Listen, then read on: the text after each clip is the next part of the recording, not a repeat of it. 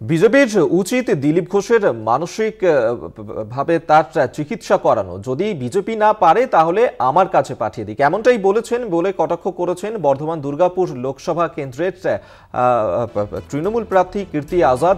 তিনি এই বিষয়টাকে কটাক্ষ করেছেন। বিজেপির দরকার দিলীপ ঘোষের মানসিক চিকিৎসা করানোর, এমনই কিন্তু বলেছেন কীর্তি আজাদ। কি বলেছেন তিনি শোনাবো আপনাদের।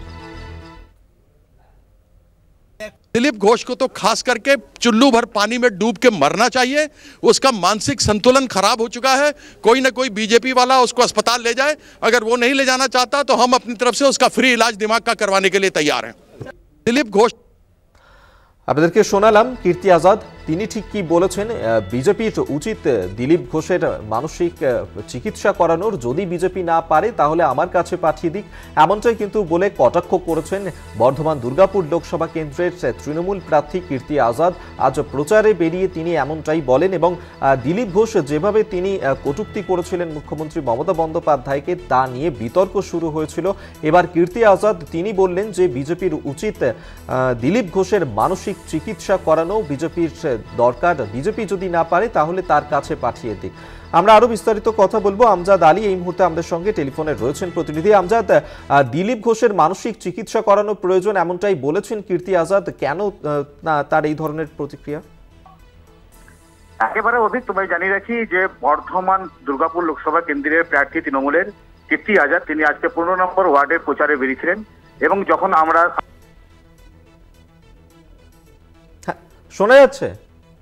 হ্যালো, হ্যাঁ শোনা যাচ্ছে আমজাদ। হ্যাঁ শোনা যাচ্ছে। যেমনটা বলছিলে আমজাদ।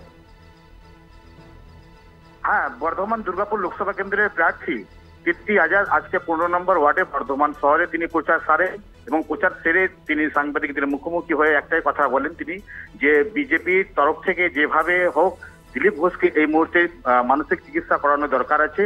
পাশাপাশি যদি বিজেপি যদি তাকে মানসিক চিকিৎসা না করায় তাহলে আমি একবারে ফ্রিতে তাকে চিকিৎসা করাবো, এমনটাই মন্তব্য রাখেন।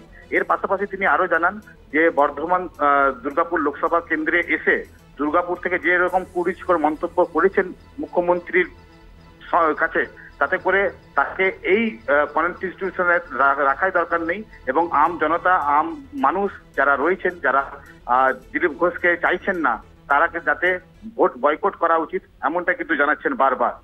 আমজাদ, তারই লোকসভা কেন্দ্রে বিজেপির প্রার্থী দিলীপ ঘোষ, তাকে নিয়ে এই ধরনের প্রতিক্রিয়া, বিজেপির তরফ থেকে কোন রকম প্রতিক্রিয়া পাওয়া গেছে কীর্তি আজাদের এই মন্তব্যের প্রেক্ষিতে? দেখো, আমরা দুজনকে ফোন করেছিলাম যে যেহেতু এরকম ঘটনা ঘটেছে তো তারা সময় দিতে পারেনি, যেহেতু তারা দুর্গাপুরে রয়েছেন। বর্ধমান জেলা সভাপতি অভিজিৎ দা, তাকেও বলা হয়েছিল, তিনি কিন্তু এইসব ব্যাপারে কোনো কিছু হতে চান না। যেহেতু শোকেজ রয়েছেন দিলীপ ঘোষ, সেই কারণে এখন কোনো রকম মন্তব্য করতে পারবেন না। ধন্যবাদ তোমায়। আমজাদ আলী আমাদের সঙ্গে টেলিফোনে ছিলেন প্রতিনিধি। আপনাদেরকে আরো একবার শোনাবো দিলীপ ঘোষকে কটাক্ষ করে বর্ধমান দুর্গাপুর লোকসভা কেন্দ্রের তৃণমূল প্রার্থী কীর্তি আজাদ তিনি ঠিক কি বললেন। दिलीप घोष को तो खास करके चुल्लू भर पानी में डूब के मरना चाहिए। उसका मानसिक संतुलन खराब हो चुका है। कोई ना कोई बीजेपी वाला उसको अस्पताल ले जाए। अगर वो नहीं ले जाना चाहता तो हम अपनी तरफ से उसका फ्री इलाज दिमाग का करवाने के लिए तैयार हैं। আপনাদেরকে শোনালাম কীর্তি আজাদ তিনি কি বলেছেন। দিলীপ ঘোষ মানসিকভাবে অসুস্থ, বিজেপির উচিত দিলীপ ঘোষকে মানসিক চিকিৎসা করানোর, যদি বিজেপি তা না পারে তাহলে তাঁদের কাছে পাঠিয়ে দিন।